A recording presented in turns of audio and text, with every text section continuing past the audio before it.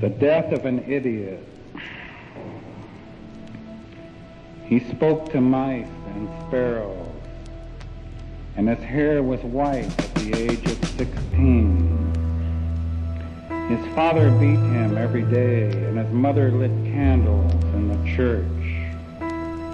He seemed to be constantly masturbating in such odd places as behind the garage or up in the apricot tree.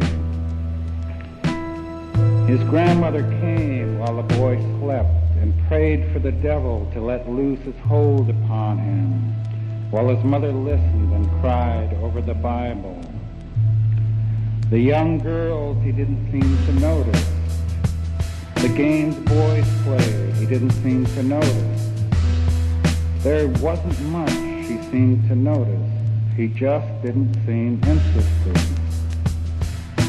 He had a very large and ugly mouth, and the teeth bent out, and his eyes were small and lustreless. His shoulders were slumped, and his back was bent like an old man. He lived in our neighborhood. We talked about him a bit when we got bored, and then went on to more interesting things. He seldom left his house. We would have liked to beat him, but his father, who was a huge and terrible man, beat him for it. One day the boy died. At 17, he was still a boy. A death in a small neighborhood is noted with alacrity and forgotten 3 or 4 days later. But the death of this boy seemed to stay with us all.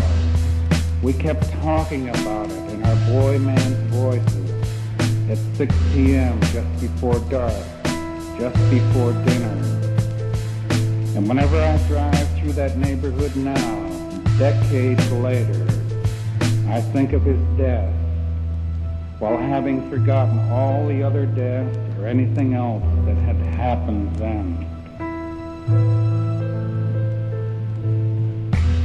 As I say,